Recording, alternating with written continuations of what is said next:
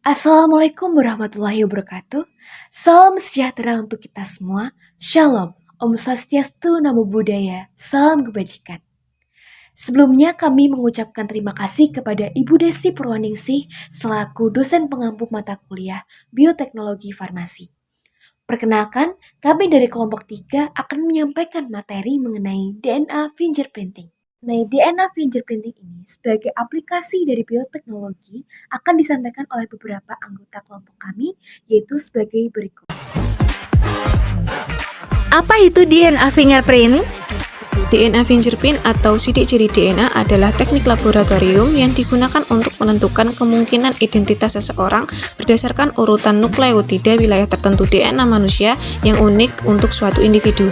Sidik jari DNA digunakan dalam berbagai peristiwa-peristiwa seperti persidangan kriminal dan tes paternitas selebriti, serta penyaringan makanan hasil rekayasa genetika. Poin yang kedua yaitu sejarah DNA fingerprint. DNA fingerprinting pertama kali dikembangkan oleh ilmuwan genetika Inggris Alex Jeffreys pada tahun 1984. Jeffreys menyadari bahwa setiap individu memiliki pola unik dari mini satelit, atau satu-satunya pengecualian adalah beberapa individu yang berasal dari satu zigot, seperti pada kembar identik.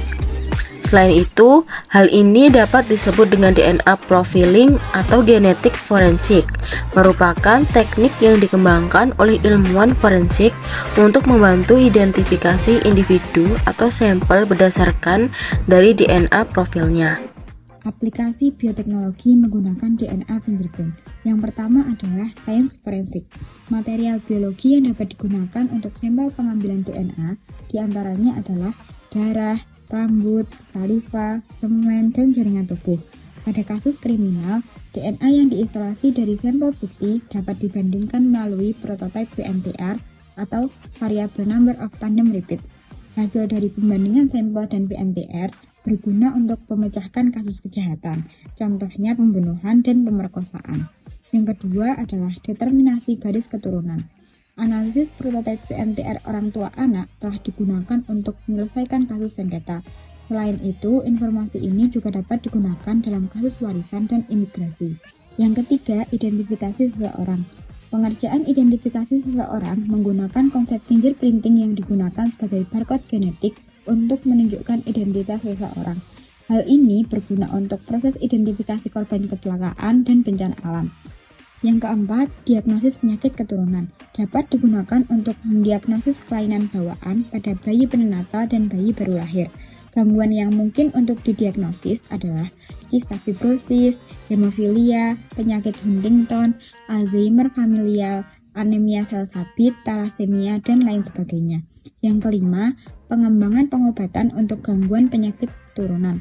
Dengan mempelajari DNA fingerprinting dari kerabat yang memiliki riwayat penyakit tertentu, prototipe DNA yang terkait penyakit tersebut dapat dideteksi, sehingga lebih mudah untuk mengembangkan obat pada penyakit tersebut.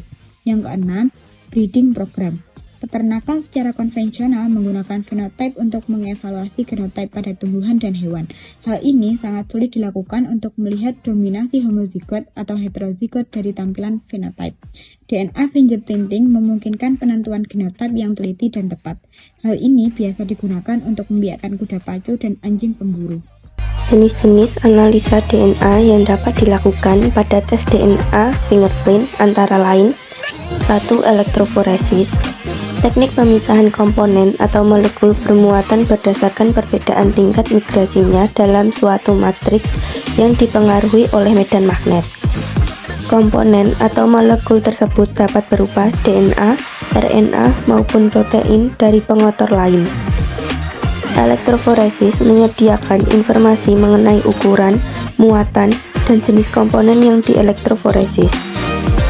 Aplikasi elektroforesis yaitu untuk uji paternitas dan identifikasi pelaku kejahatan atau DNA fingerprinting. Elektroforesis juga berperan dalam Human Genome Project. Terdapat 5 jenis gel yang dapat digunakan dalam elektroforesis DNA, yaitu gel poliakrilamida, gel alkalin agarosa, gel agarosa, pati, dan selulosa asetat.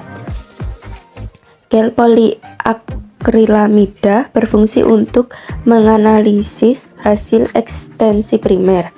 Gel alkalin agarosa berfungsi untuk memisahkan DNA yang berukuran besar. Gel agarosa berfungsi untuk menyediakan sistem elektroforesis yang digunakan untuk fraksi RNA pada ukuran standar. Pati dan selulosa asetat digunakan untuk memisahkan protein. 2. Analisa menggunakan PCR, polymerase chain reaction atau dot blot. Merupakan suatu teknik perbanyakan atau amplifikasi potongan DNA secara in vitro pada daerah spesifik yang dibatasi oleh 2 buah primer oligonukleotida.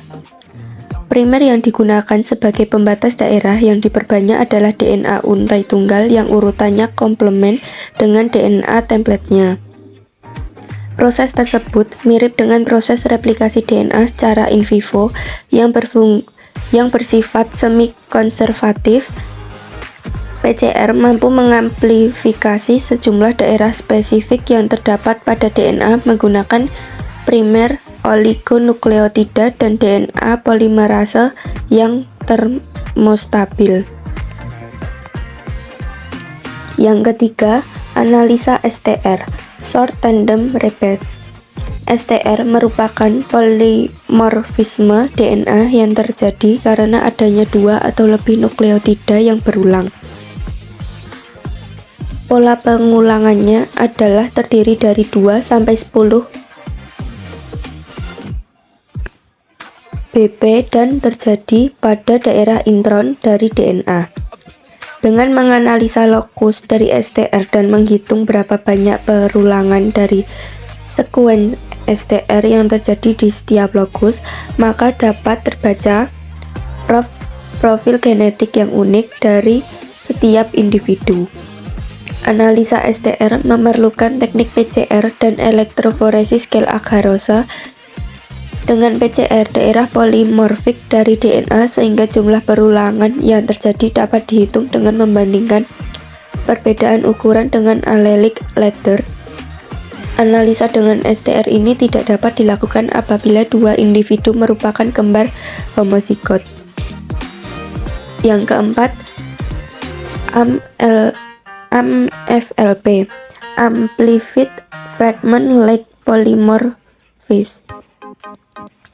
DNA profiling dengan menggunakan teknik AMP-FLP memiliki beberapa keunggulan, yaitu lebih cepat daripada analisa dengan RFLP dan biaya yang dibutuhkan lebih murah. Teknik ini berdasarkan pada polimorfisme VNTR untuk membedakan alel yang berbeda. Teknik ini menggunakan PCR untuk mengamplifikasi daerah VNTR dan kemudian hasil amplifikasi dipisahkan dengan gel poliakrilamid dan diwarnai dengan teknik silver stainet. Salah satu lokus yang sering digunakan dalam teknik ini adalah lokus D1S80. 5. Analisa kromosom Y. DNA profiling dengan teknik analisa kromosom Y menggunakan primer spesifik yang akan mengamplifikasi daerah polimorfisme pada kromosom Y. Pada kasus pemerkosaan, teknik ini menghasilkan resolusi yang lebih baik karena biasanya DNA sampel yang didapat dalam keadaan tercampur dengan DNA korban. Kromosom Y diturunkan oleh ayah, sehingga menganalisa kromosom Y juga dapat digunakan untuk mengidentifikasi hubungan parental seorang pria. Yang keenam, analisa DNA mitokondria. DNA mitokondria terdapat dalam jumlah banyak dalam sel, tidak seperti DNA kromosom yang hanya terdapat 1 atau 2 dalam setiap sel. Hal ini memungkinkan apabila sampel yang ada telah rusak DNA kromosomnya, maka dengan DNA mitokondria, bagian yang diamplifikasi adalah daerah HV1 dan HV2 dari DNA mitokondria. di mana sekuen hasil amplifikasi yang didapat dapat dibandingkan dengan pola band referensi. DNA mitokondria ini diturunkan oleh ibu. Yang ketujuh, analisa RFLP, Restriction Fragment Lag Polymorphism. RFLP adalah ukuran fragmen DNA yang diperoleh oleh pemotongan sekuen FNTRS sampai 30 urutan dengan enzim restriksi di situs spesifik. Prinsip daerah dari analisa RFLP ini adalah enzim restriksi dan situs pengenalan. Prinsip dasar dari analisa RFLP ini adalah enzim restriksi akan memotong DNA pada sekuens yang spesifik di mana hasil pemotongan tersebut kemudian dianalisa dengan elektroforesis gel agarosa. Selanjutnya adalah langkah-langkah atau tahap analisa DNA fingerprint, yaitu yang pertama ada isolasi DNA. Sistematika ini dimulai dari proses pengambilan sampel. Setelah sampel didapat dari bagian tubuh tertentu, DNA fingerprint dimulai dengan isolasi DNA.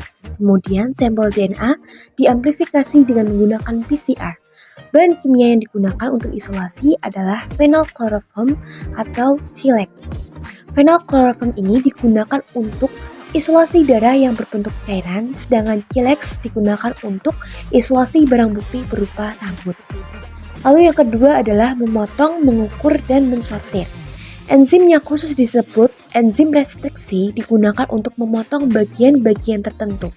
Misalnya, enzim EcoRI yang diketemukan dalam bakteri akan memotong DNA yang mempunyai sekuen GAATT.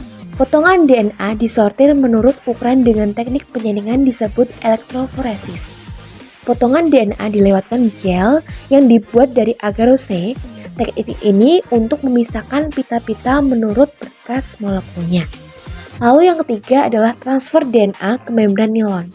Distribusi potongan DNA ditransfer pada sehelai nilon dengan menempatkan membran nilon di atas shell dengan direndam selama 1 malam. Selanjutnya yang terakhir adalah probing dengan menambahkan radioaktif atau pewarna probe pada sehelai membran nilon menghasilkan DNA fingerprint. Setiap probe seperti batang pendek atau pita hanya 1 atau 2 tempat yang khas pada helaian membran nilon tersebut. Adapun kelebihan dan kekurangan dari DNA fingerprint, yaitu untuk kelebihannya dapat mengetahui kekerabatan, karakterisasi, dan suatu spesies organisme. Dan keakuratan dari DNA fingerprint sangat tinggi karena adanya kesalahan bahwa kemiripan pola pita bisa terjadi secara random atau kebetulan sangat kecil kemungkinannya, kecuali pada kembar identik.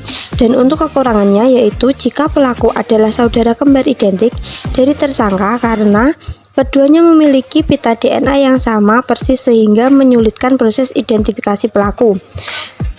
Tes DNA ini jarang dilakukan di Indonesia karena langkanya pakar DNA serta peralatan pendukung yang terbatas. Hal tersebut menyebabkan biaya untuk melakukan tes ini sangat mahal.